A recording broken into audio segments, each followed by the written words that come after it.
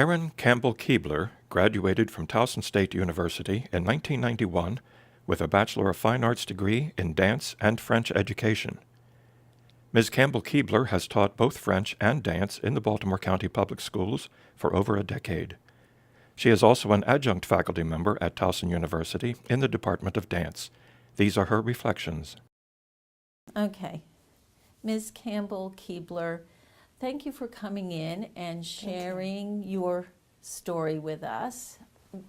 It will add greatly and add a piece we don't have yet in our teacher education oral history project. What we're hoping to do is sort of chart the course of teacher education at Towson University across time. Excellent. I'm happy to be a part of it. It hasn't been a person the whole way all day. Don't you know? I know. It just, well, that's what I said. This is going to happen. Okay, shall I start over again? Okay. Ms. Campbell-Kuebler, thank you so much for coming in and sharing your story about your preparation to become a teacher and your subsequent career. I think your story will certainly broaden our collective understanding of teacher education at Towson University and help us to better understand the evolution of teacher education across time. I guess the best place to begin is at the beginning. So would you give us a little sense of your early social context, where you grew up, what kinds of ideas you were having as you approached high school about what you might want to do afterwards? Certainly. I grew up in Sunbury, Pennsylvania.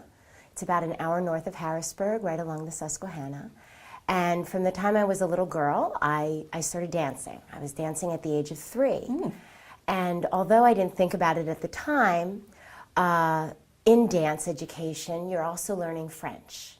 So I was learning things like plié, tendu, dégagé, rond de jambe. So my French education really started when I started my dance education. I loved to dance. It was part of what I did. It became a part of who I was and how I defined myself. And at the age of 9, I was dancing Monday night, Tuesday night, Wednesday night, Thursday night, and doing performances on the weekends. Oh my heavens. My family was incredibly supportive, and I would be picked up from school and taken immediately to dance, and then my dance teacher would bring me home. So I was there 5 to 9, 5 to 9:30, 4 nights a week. So it really became a part of who I was and what I was doing. The French, I had 2 older brothers who took French, and it's a small town in central Pennsylvania. So I wanted to do what my brothers did. My house was the house where all the parties were, and my mother is this amazing cook, and she would have these lavish French dinners, chicken cordon bleu, mousse au chocolat, all the wonderful things. And I thought, hey, I want to continue this tradition. So I had the same French teacher, and she's an amazing educator.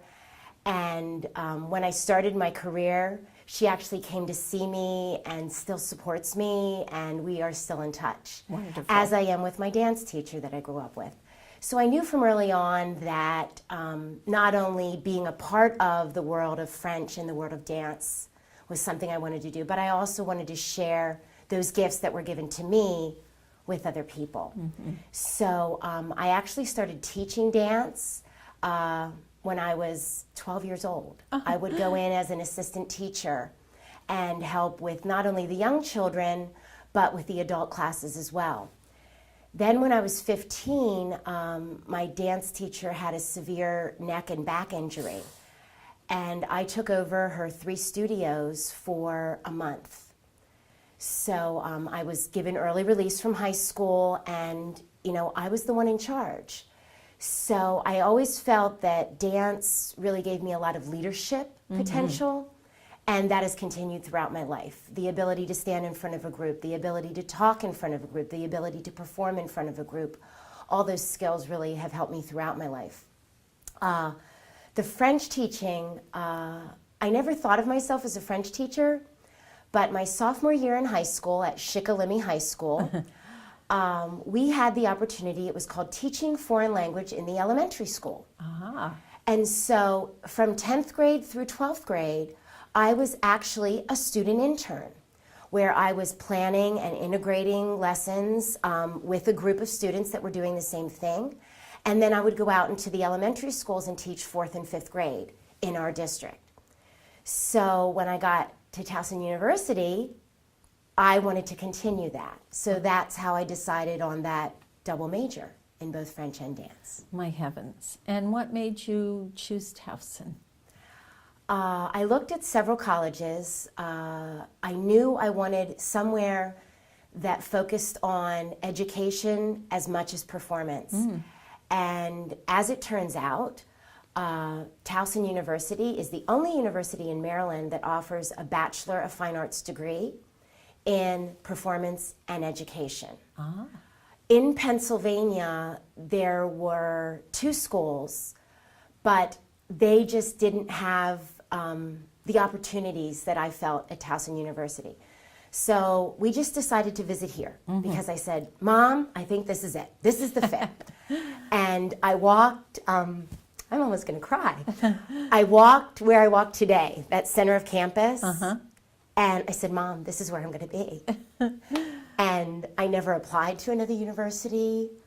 Wow. I never looked back from there. I just said, this is it. I just knew. And the opportunities that Towson afforded me, even though it was a big school, at the time it was 17,000 back in '86. And even though it was this big school, I was in 2 very small majors. I was a dance major. There were about 60 dance majors at the time. And I was a French major, and there were about 30 French majors at the time. So even though I'm in this big university with all these opportunities, I was still very nurtured, and every professor I had knew my name. Every professor I had, I could feel that I could go to them and talk to them and counsel with them and find out what was the best path. When I registered, I was a dance major, and I was not a French major. One of my French professors came up to me and said, you know, you've had French since you were in 4th grade. Why don't you consider a double major? And I said, okay, because I went into 300 level French I see. as a freshman. So I got those prerequisite credits, which obviously saved some money along the way. So that is advice that I give to my middle school and high school students today. I say to them, do you realize that this is an opportunity that you can do now? Because very often, 6th, 7th, 8th grade, you're not thinking about college already. No. But this is an opportunity where you really can think about college and all the things it can afford you. Can you tell us a little bit about the coursework that you did here, both majors, and also in your preparation to become a teacher? Yes, definitely. As I said, my sophomore, junior, and senior year, I taught French in the elementary school. So when I got here, Lyda Lee Tall was still here. And I said, why aren't we going to Lyda Lee Tall and teaching French? And they said, well, nobody's ever done that before. I said, well, I'm going to do it. So myself, I went to Lyda Lee Tall. I talked to the 5th grade teachers, and I set up a program where I would go in and I taught French to the 5th grade classes at Lyda Lee Tall for several years. I also was a student work study in the student daycare center. I was so excited to find out that Harriet Doudhurt, when it was rebuilt on the other side of campus, was still the director, because she was the director when I was there. And I did dance productions with the students there. So really, that wasn't a part of my coursework, but that was a part of what I felt that I needed to do to continue my teaching skills. I also sought out other teaching opportunities in the area. I worked for the Rec and Parks. I worked for a variety of elementary schools where I would go in and do before and after school programming in both French and dance. And it was a win-win for both. As far as my coursework, I mean, I followed the coursework that was required at the university. I think something that a lot of people do not know is that the dance major at the time, and I know it still has, a huge credit requirement, it had the most required credits of any major at the university. Is that so? Yes, because our technique classes at the time were 2 credits. But you put in 3 credit time. And that was because as dancers, we need to have a lot of technique. We need to have that technique available to us. And as a BFA, not a BA, you have to have that technical requirement. So we had something like 120 required credits. And a lot of majors had 60, you know. So yes. that was huge. People thought, oh, you're just dancing. Oh. And throughout my career, you're not just a teacher. You are certainly an advocate for what you are very passionate about. And to this day, even as someone who has gone through a 25-year career with many successes, I'm still confronted with people saying, oh, well, I thought you were just a dancer. So, And how do you respond to that? well, I show them that I am a dancer and I am so much more, because as a dancer, you are someone who knows about culture. You are someone who knows about language. You are someone who knows about health and nutrition. You are someone who knows how to be a counselor. You are so many things to so many people. And I find this in my dance history courses with the students here. I have some majors, I have some non-majors, and their image of dance is very narrow. It's this idea of, oh, somebody's up on stage, they got their little bun head, and they're just dancing around. And they realize that it is so much more. That dance is really a story, that dance is a history, and dance brings people together for celebrations. So it really affords so many opportunities that I continue to realize in my career, and other people say, oh, I never realized it could be done that way. From my early childhood experiences, I taught kindergarten for 10 years in French, and the way I teach language is through movement. And I actually had an assistant principal who called me into her office, and she said, you know, Karen, I'm going to be really honest with you. I thought all that dancing around you did was just, superfluous. You just did it, and, you let the kids get a little wild, and there was no reason for it. She said, and then I took this course on the importance of the brain and gross motor movement and fine motor movement and that whole development. And I went, oh, I understand what Karen's doing. This makes so much sense. So I feel like I've spent my entire career proving to other educators and other administrators the value of fine arts education, specifically dance, and also the benefits of being bilingual and how much that helps the brain. And so one of my areas of research through a colleague named Anne Green Gilbert out in Seattle, Washington, she developed something called the brain dance. And it has these 8 developmental movement patterns. And I really use that as a framework when I'm planning my lessons, whether I'm teaching a history lesson, a math lesson, no matter what I'm planning, because dance and language are really integrated into everything I do. So it's really a wonderful opportunity. Can you tell us a little bit about your student teaching experience? Did you Yes. have to student teach both in French and in dance? Yes, and that's a great story as well, and it really speaks to the support that I had at Towson University.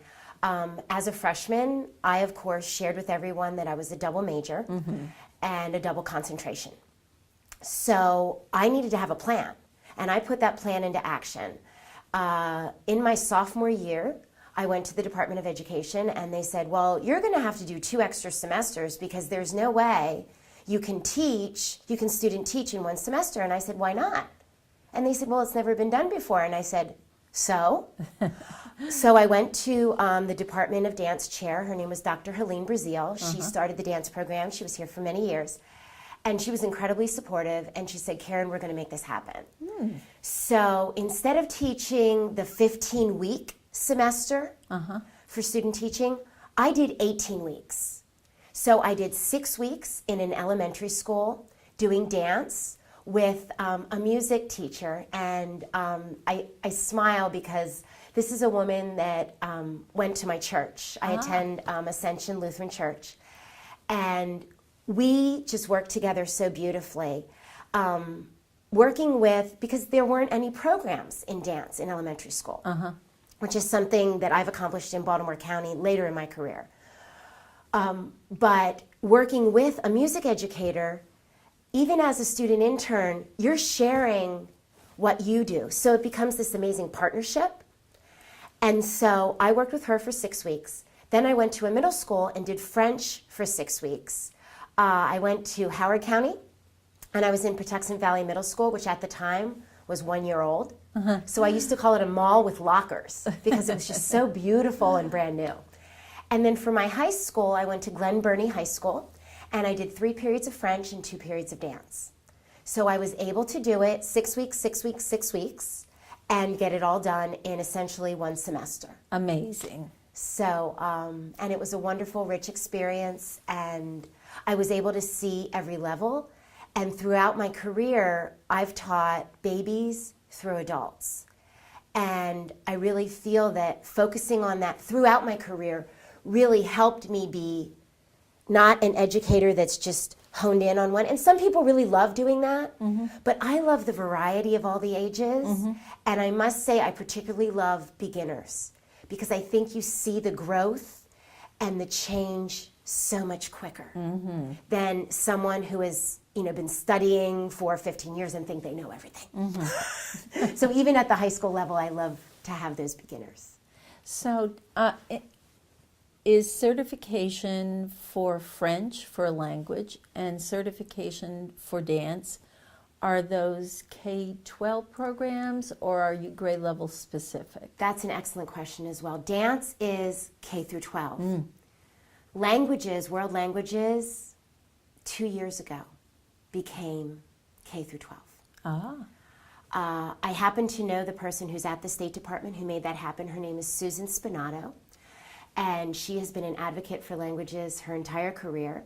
She was the coordinator for Baltimore County for World Languages and ESOL for many years before going to the State Department. And I was one of the people that really wanted to make that happen. Baltimore County has numerous magnet programs. In 1993, I started the French Immersion Magnet Program at Wellwood International School.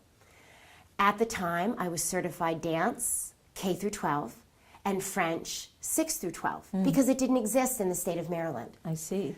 The way the educational system and certification system worked at that time, if you taught 2 years successfully in something that you weren't certified in, you were automatically certified. So, because I did that, I received certification in dance and French, then N through 12, nursery through 12. So now my certification is dance and French, nursery through 12. So I really believe that I am one of the few people in the state of Maryland that has that certification. And something that I have advocated for a number of years is having that coursework available. When I was here, his name was Doug. I can't remember his last name. He was our certification person for world languages. And he was an amazing teacher. He taught in Pennsylvania and would commute here. It was one of those 1 night a week courses for your certification. Wonderful class. But I really have seen through my student interns, supervising student interns, that they really need to understand the differences between educating an elementary child and educating a middle schooler or a high schooler. Because you can't say, open the book to page 23, and here we go, and read it. Because that's not the way an elementary child functions. They need the action, they need the interaction. Really what the Common Core is stressing, that teamwork, that analyzing, using that to learn the language, not just getting it out of a book or repeating or doing drills and repetitive exercises that really aren't enabling you to communicate in the language. So having that dance background, I think, really helped me with the teaching of the French because it was always very active. So you have managed to do this, 2 majors, come out, you're ready to go. You have already been teaching dance, as you said, since you were young, very young, 12 or something. Now, What comes next? What do you elect to do Well, next? once again, Towson University provided me with an incredible opportunity. From the time I was a sophomore here, I helped in the summer with the summer children's camp, the dance program there. So I did that sophomore, junior, senior year. And then I was, I guess you would say, noticed by the director of the children's program at the time. It is now called the Community Dance Program. But right out of college, I became the assistant director of that children's program. I did that for 6 years, and then I really wanted to, I don't necessarily want to say break away, but I wanted to do it myself and not be under the auspices of the university. So I went and I had my own studio for 10 years, teaching children 3 through 12, and I taught all of my classes in French.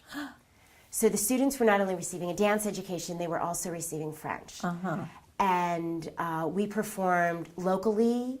I used my background in arts integration. We went into the museums, the Baltimore Museum of Art, the Walters Art Museum. We did performances there. They had a Matisse exhibit at the BMA. We did pieces that were dancing about Matisse. There was an Impressionism exhibit at the Walters.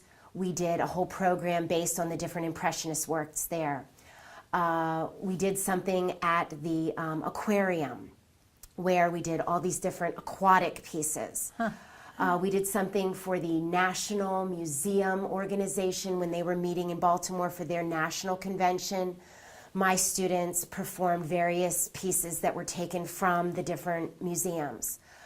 I love to take my students to the museum. I love to do that arts integration.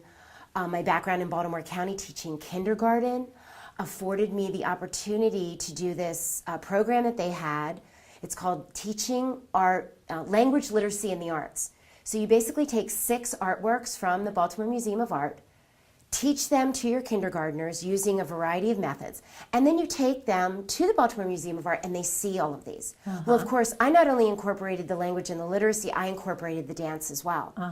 Well, then I shared that with the preschool at my church. There were other preschools that heard, oh, did you hear what Karen's doing? I would go in there and teach this whole program. So I'm not only promoting education and literacy, I'm promoting the Baltimore Museum of Art and teaching children, because who's going to be the next generation of people that go to these art, these art museums? If they don't know from an early age what this is all about. And just walking around and reading all those little cards, that's not what children do. Children, once again, need to interact. So something as simple as the song, head, shoulders, knees and toes, knees and toes. I use that at the museum for all the sculptures. My son, who is now 9, from the time he was 5 months old, I was walking through the museums with him, playing games like tat ou pas de tat, head or no head. With the sculptures and things, because at the Walters Art Museum there are a lot that don't have a head, through time they just disappear, or arm or no arm. And so then how do I know that he has this information? We're walking through a mall the one day and he goes, mama, pas de tête. I'm like, well, he's got it. So my whole life has just become this educational journey, integrating the arts, integrating the language, and learning about what all that does. Wow. But you were connected with Baltimore County Yes. Public Schools as well. Yes. Now, I've been did you working- have a full-time position with them at some point? Yeah, I've worked with the county since 1991. I started, I was part-time, 0.8. At one point I was full-time, so I was 0.8 my first year. I was at Middle River Middle School doing French, and then I was also here at Towson University as the assistant director of the children's program. So I did that in sync for 12 years. I see. Then I left Towson University and started my own studio. Yes. I did that for 10 years. Are you still connected then with Baltimore County? Yes. So you're doing both So of I these did both all the years. simultaneously? Yes. When I had my son, I took off a year totally. Of course. And then I've been back part-time for 8 years. He is 9. So I've just been doing part-time. And then I just went back full-time this year. I see. But I've always done either French or dance or some combination thereof. And 4 years ago, and this has a Towson University connection as well, as I said, I go to church here, and I've had this connection with Towson University. We had a new chair come into our Towson University dance department. And as an alum, I'm, always been interested in what's going on in the department and keeping up with it. So I met Dr. Susan Kirshner, and we just connected. And at an alumni event, I started talking to her about my background and my master's thesis. I did my master's here as well, in the Ballet Russe and their history, and how I tied the French and the dance. I did the liberal studies majors here, so I could, do what I wanted, what fit me. That was wonderful. And I talked to her about my Ballet Russe, and she said, could you come back and teach dance history for me? And I said, absolutely. So that was in 2009. So what I've been doing since 2009 is part-time Baltimore County in dance and French, and then adjunct here in dance history. And then they really wanted me to be a part of the education department as well. So I've served both as an intern supervisor and then a supervising teacher. So I've been on both sides of it. Because as I'm driving to Towson University, I find out that Baltimore County is building a new elementary school, West Towson Elementary. And I said, what a perfect location to have our majors have an opportunity to come over and see an elementary dance program in action. I knew the person who was going to be the principal because we had worked together in various dance events through the past. She's always been very supportive of the arts. So I went to her and I said, could I do a dance program here? I do not want full-time. I would like .2, which is essentially 1 day a week, which ended up being 3 mornings a week for 2 hours. And so I've done that the past several years. And I'm proud to say that 3 of our majors, our dance majors, have come, and I have been their supervising teacher. So they could see an elementary dance program in action and then be able to experience that. Because they can go into a middle school, they can go into a high school and see a dance program. But until that opportunity, there were no elementary dance programs in Baltimore County. And I still am the only elementary dance program in Baltimore County. Amazing. And it's not ballet, modern, jazz, tap. It is dance integration. So last week I taught the pumpkin life cycle dance. 2 weeks ago I was at a family event and we did the water cycle. We danced the water cycle where we talk about, the collection, the evaporation, the condensation, the precipitation. These are 4 and 5-year-old students that are learning. And people say to me, I never thought about doing it that way. Wow, that really works. Other colleagues say to me, Karen, why is it when you teach them something, they remember it? Well, because they're not just using their ears and their eyes. They're using their bodies, they're using their mouth, they're using their ears, they're using their eyes. They're doing this multimodal education that makes it stick. It is cohesive, It's not something that just, I read it in a book and, I'm never going to remember it again. Right. And they're also having fun while they're doing it. That always helps. Yes, they're smiling, they're enjoying it.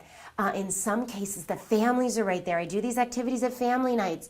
I had an administrator come up to me 2 weeks ago after this water cycle family night, and she said, I saw parents having fun with their children and interacting with their children in a way that I've never seen before. So back to what I said at the beginning, that idea of celebration, that dance is a celebration. At my son's school, they talk about assessment being a celebration of learning. And I love that because that's what assessment should be. It shouldn't be this stressful moment. And I really feel that that's one of the messages that I send as a dance educator, that it's this celebration of learning and that you feel so good about what you're doing and sharing.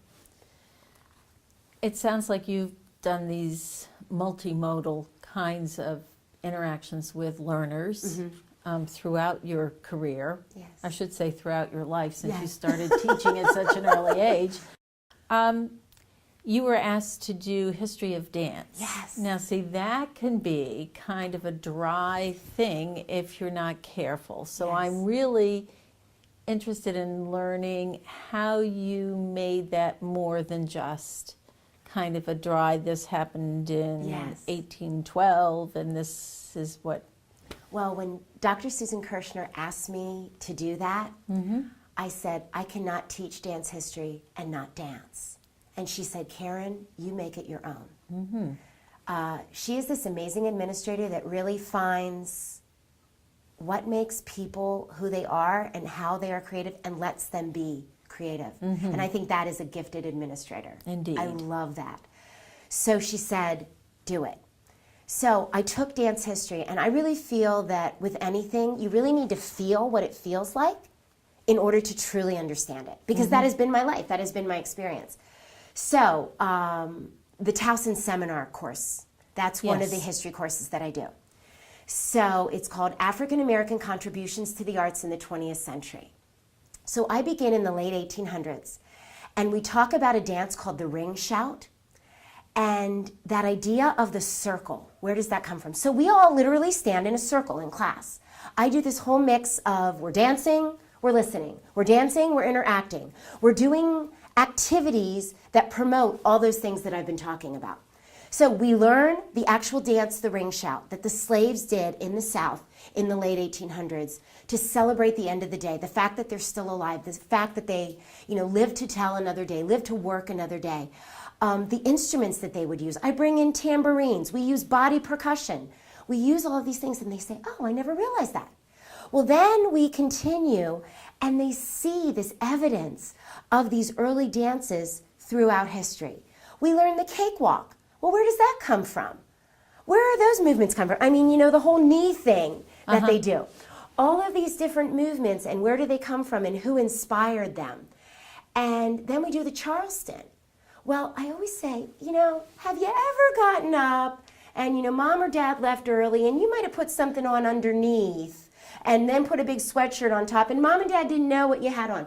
Well, that's the 1920s and the whole flapper idea, because this was done in the speakeasy. Do you know what a speakeasy was? So it's this melding of the movement and the history and the story and the excitement and you weren't supposed to do this. This was prohibition and you're in a speakeasy. And connecting all these events. And then the 1930s, the Lindy Hop. Well, why was it called the Lindy Hop? Well, Charles Lindbergh and his flight across the Atlantic, and they go, oh, I never knew that. So once again, it's taking this idea of this is dance and going like this and saying this is dance and bringing in the language piece. The other part of dance history is realizing where it came from. So when you do these cultural dances, they have all these patterns that came from the rich history of the European cultural dances in the courts. And that's Louis XIV, and that's French. So of course I teach them French. And then the other dance history course I do, and then I go all through. I should continue with the 20th century. I stopped at the Lindy Hop. We do swing. We do Elvis Presley. We do the 60s with Chubby Checker and the twist and talk about what is a one-hit wonder.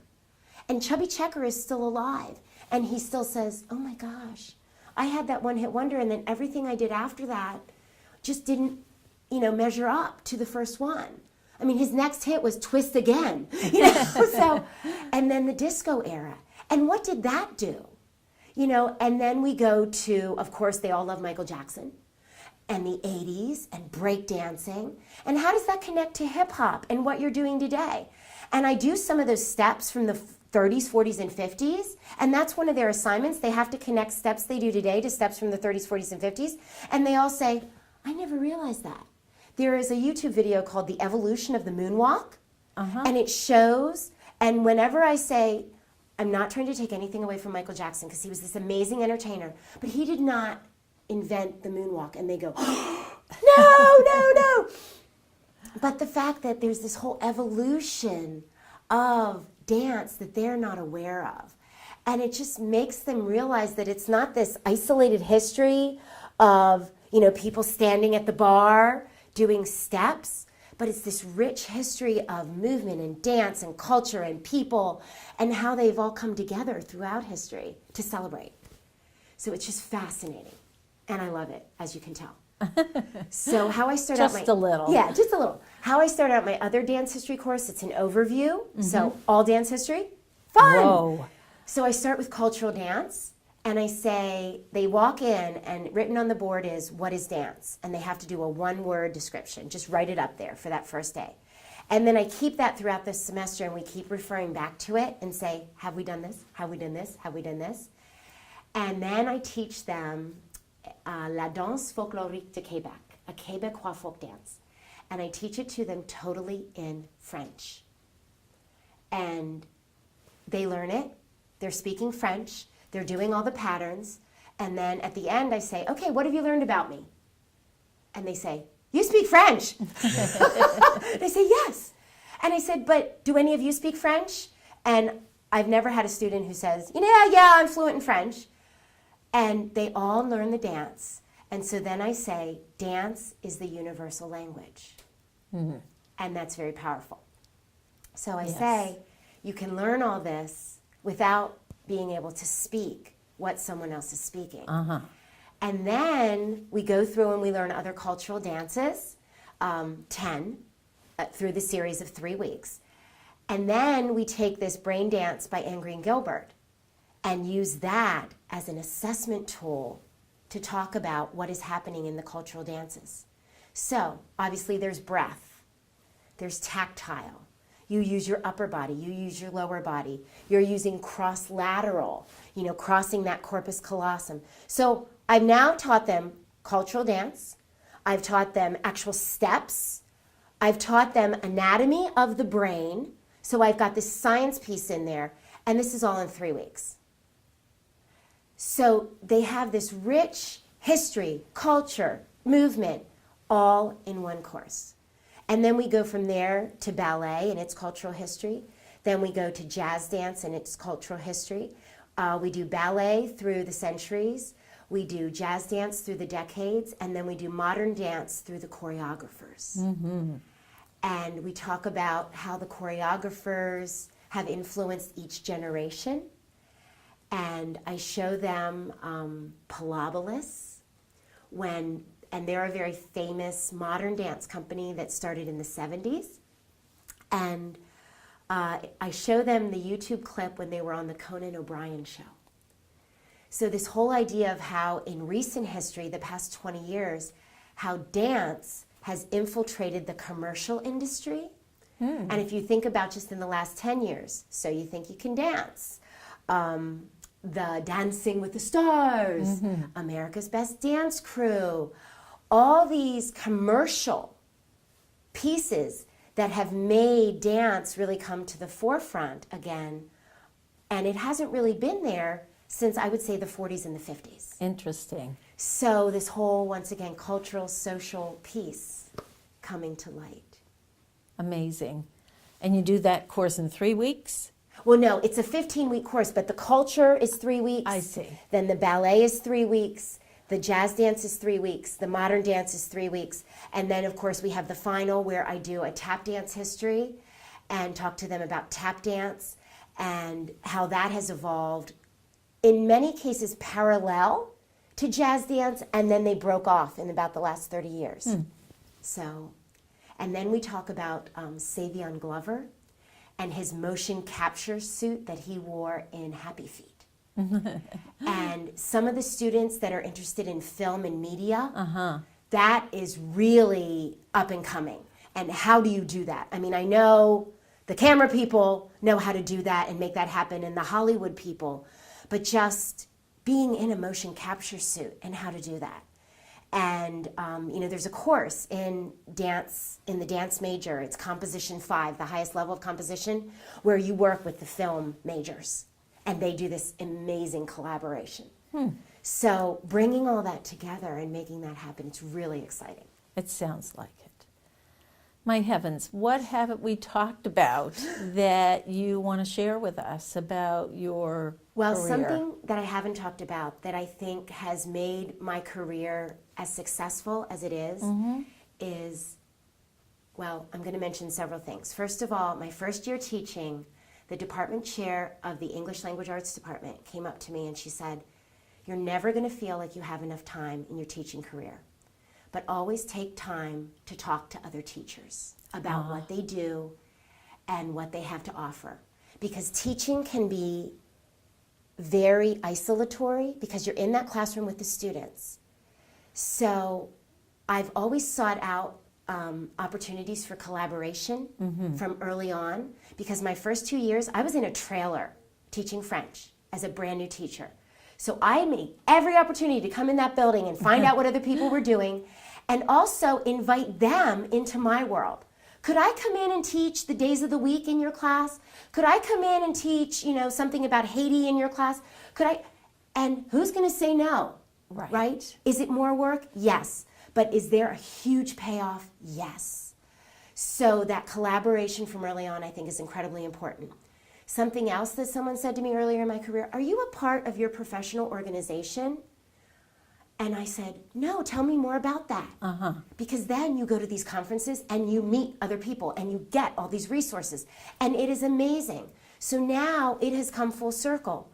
I'm not going anymore to get resources for myself. Now I'm going to share with other people. I've been presenting since 1993 at conferences, local, national, international. How has that paid off for me? Last year, I was invited because the French Embassy in DC called the AATF, the American Association of Teachers of French, called the executive director and said, do you have a teacher that is not only a French teacher, but is also into integration? Because in France, we are having this workshop where we want educators from around the world to come together and develop transdisciplinary lessons. She said, I've got Karen Kuebler. Whoa. So I was given an all-expense paid trip to France for a week to work with, I was one of 2 French educators in the entire United States chosen to do this. Amazing. And I still have not stopped jumping up and down, pinching myself that this happened. But I was one of 30 educators in the entire world that was brought together in France to do this, to share not only my French, but my dance. And that someone said, this is valuable. Yes. So I worked with a woman from Hungary who was a French teacher in the high school.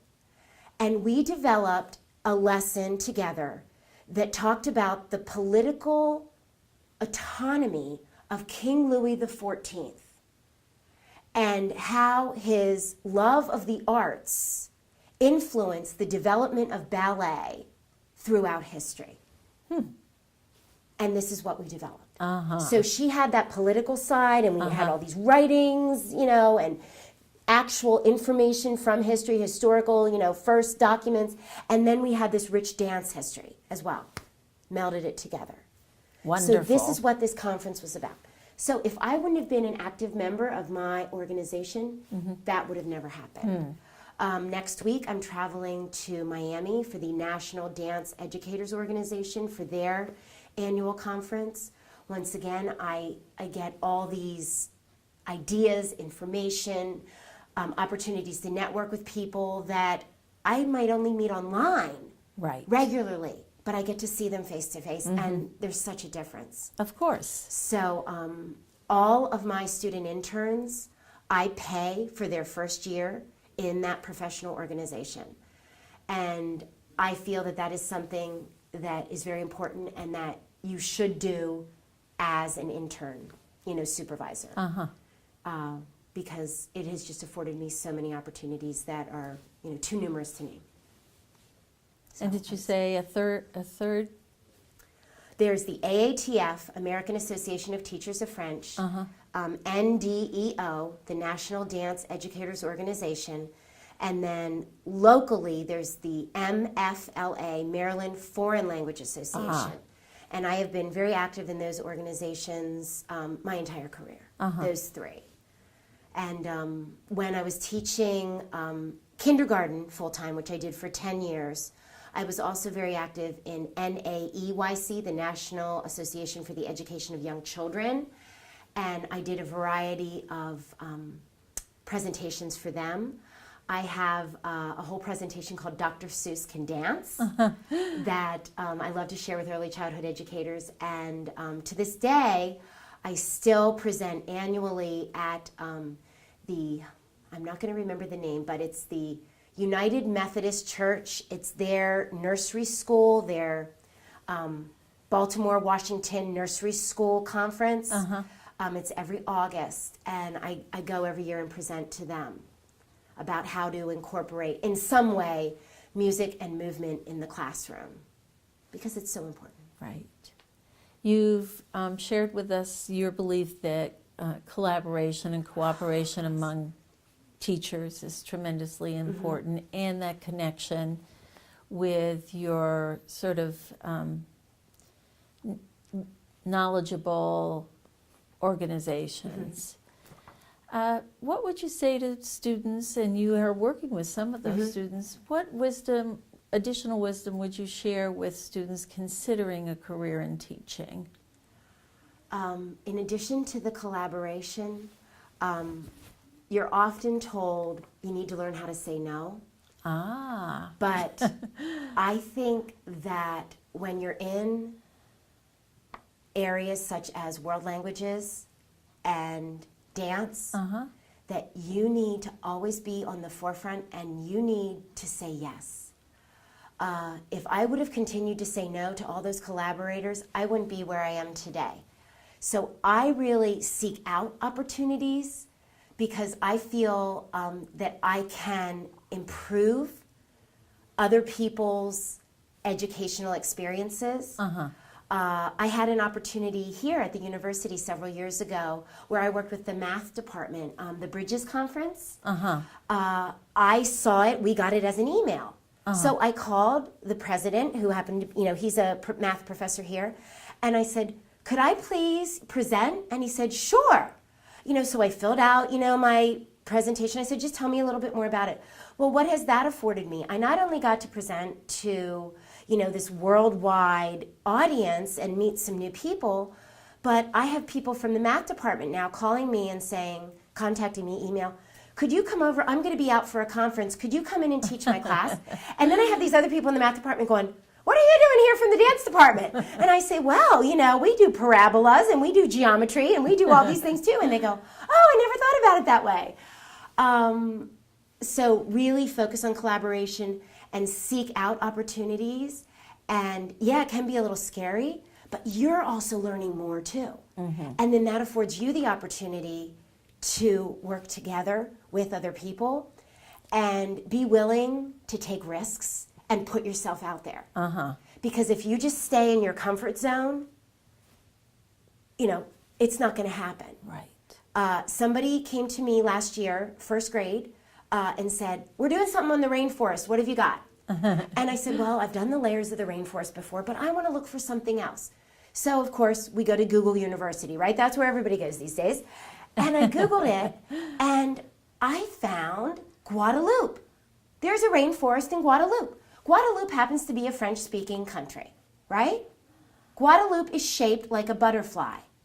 This was first grade. What do they do in their science curriculum? They do the life cycle of the butterfly. There you go. So I'm saying, okay, I know this. I can do this. So I've got the life cycle of the butterfly.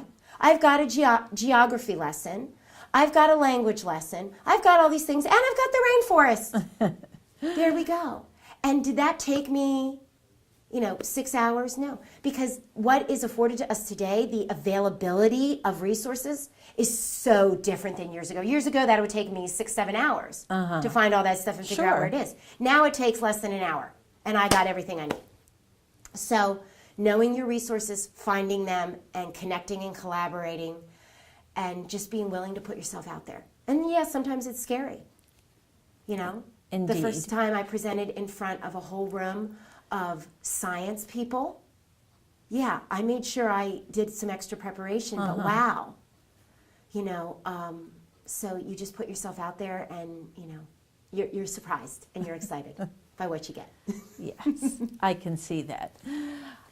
Anything else that you can think of that you wanted to I just feel add? that the many opportunities that continue to come to me because of Towson University makes me know that it was the right choice. And to think that was 1986, and now it's 2013, and I'm still reaping the benefits of everything this university has given me.